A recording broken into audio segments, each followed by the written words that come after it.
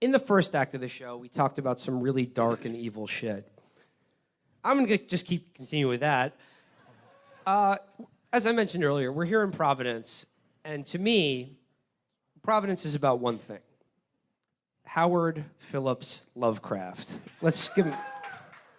Isn't that adorable, folks? A healthy face. You get to walk around all day knowing that you're in a town that is, for the rest of the world, completely identified with a agoraphobic, xenophobic, weirdo, incel psychopath. It's cool how Maine gets Stephen King, who just now on Twitter is like, the real it is Donald Trump. And you get this freak. Yeah, because Stephen King is like just your chill boomer uncle. You know, you can hang out with. Nice guy. And that's like, then there's H.P. Lovecraft, where if you met him at a family function, you would like do anything to not make eye contact. But, you can see how he thought he was the master race. He looks like a normal person looking at himself in the back of a spoon.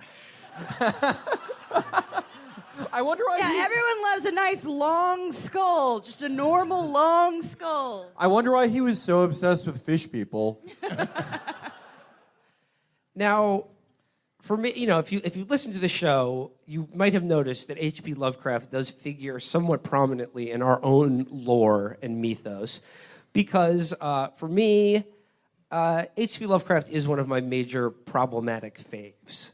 So I think here in just outside of Providence, I think it would be appropriate to pay tribute to the master. I've put together a little something for you guys and my co-hosts who may not know all of the details of his life. Yeah, Felix only reads the Quran, and I only read the Financial Times. So we're jumping in this with just completely cold. I also read the Financial Times, but it has, informed by my wisdom from the Quran. Right. Cats won't walk on the Financial Times. People don't know that. They respect the pink. Yeah. Felix only reads the Financial Times from Marmaduke. Well, Marmaduke made a great point about the Turkish lira float the other day. Okay, so this is a segment I'd like to call Facts Concerning the Life of Howard Phillips Lovecraft. The most important thing to keep in mind as you learn about the life of H.P. Lovecraft and consider his oeuvre of work is that he really is the portrait of the proto-incel. He really was one of he was what would become, if he were born in a different era, an alt-right Reddit guy. He was a poster. He was a poster before his time, but writing spooky stories is what you had to do before the internet. Before you could post on forums, you had to write short stories. Can you imagine He was a Reddit poll with creepypasta crossover.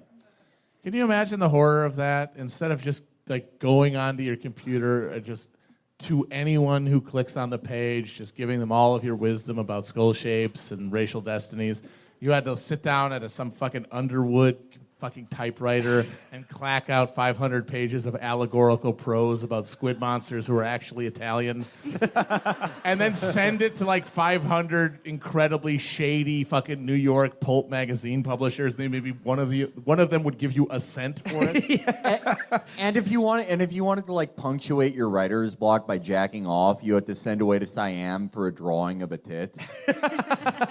Grim times indeed. But if you consider his body of work, if you've read all of it as I have, you're struck by the fact that even though I enjoy it very much, his work featured basically all of the same themes that obsess the alt-right today.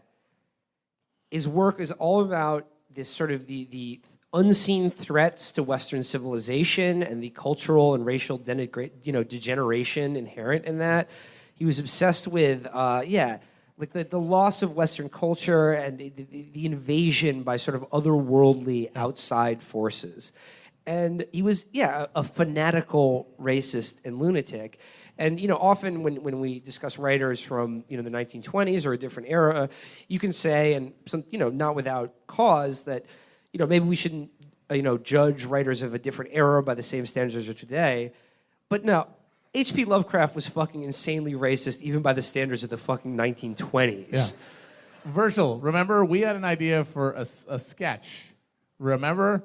Yes. It was going to be a fake documentary interviewing... Yeah. The idea was that we would have to do what do you call reenactments of this. Yeah. But the idea was that all of Lovecraft's stories were just explicitly racist, and he just had one editor who changed like Italians to fish monster to the deep ones, and changed all of the He did word find and replace. yes, basically. all of that stuff, like the Cthulhu, Fathagan, Nog, the Log Thugoth, like that weird, slur, like speech that he does in that. Those are all just explicit slurs before the editor got first pass on Maybe it. they were Italian meats. He was it was all just Saprosetta prosciutto. It's probably how he heard Yiddish. the Necronomicon was originally the Quran. It was written by quote, Mad Arab. the Mad Arab, yeah. Abdul Azrahad. Just a few notes on H.P. Lovecraft's completely hysterical racism. Reading here, it says, from the start, Lovecraft did not hold all white people in uniform high regard, but rather esteemed the English people and those of English descent. He praised non-WASP groups such as Hispanics and Jews. However, You know what? It's nice to be appreciated. However, his private writings on groups such as Irish Catholics, German immigrants, and African Americans were consistently negative. I mean, okay, the first one, yes. Yeah. Obviously correct. They are the plague of this fucking, You're from fucking New England, you fucking know. Irish fucking Americans are basically like the worst people in the world. Okay, so let's dive into the life of H.P. Lovecraft. Like I said, keep in mind, proto-poster of the era that we all live in now. He really, a lot of the times he's credited with giving birth to the entire genre of cosmic horror.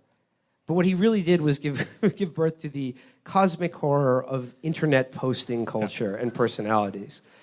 So he was born in 1890, right here in Providence, Rhode Island, or right next door to here in Providence, Rhode Island. Wouldn't you know it, he had a sad and tragic childhood. Who didn't back then? Like literally, you were born. You had 17 siblings, and 15 of them like didn't make it to age 2. You somehow got syphilis off of a toilet seat. Yeah. Your dad worked at a dirt factory and like got caught in the gears when you were 9.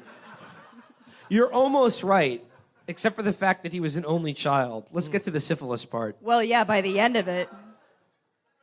10 little Indians. So his father was a traveling salesman employed by the Gorham Manufacturing Company that developed a type of mental disorder caused by untreated syphilis when he was around the age of 3. His dad was syphilitic Jack Lemmon. I'm telling you, I need those. I need those, the leads. I need the Glengarry leads. I need them. Do you There's smell bugs toast? under my skin. I need the leads.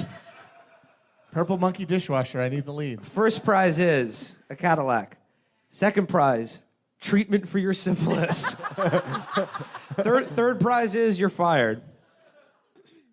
Okay, so he developed a mental disorder due to untreated syphilis when Howard was around the age of 3. In 1893, his father became a patient at the Butler Hospital in Providence and remained there until his death in 1898. I'm sure Shout that out was to the mental hospital for the 19th. Yeah, we got fans of the Butler. Yo, that place is haunted as fuck, yo. Still haunted. I'm sure that was a great hospital for his dad to be in at that time in the world where just every doctor was Mangala. Lovecraft's mother, Sarah Susan Phillips, never exhibited any of the symptoms of the disease, leading to questions regarding the intimacy of their relationship. In 1969, Sonia Yo, Green... your dad got no pussy. That was the first thing that made him dark. Like it blackpilled him. He saw that his dad was cocked.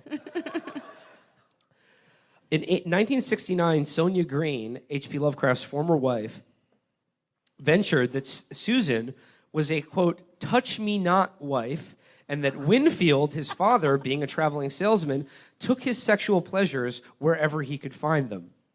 Lovecraft And himself... sometimes he fucked a squid, and that didn't affect Lovecraft at all. Lovecraft himself called his mother at one point in a 1937 letter a touch-me-not. noting that after his early childhood, she avoided all physical contact with him. This is contrary to his mother's treatment of. What are you all worked up about? What do you do? I sell shit. The ship is going under.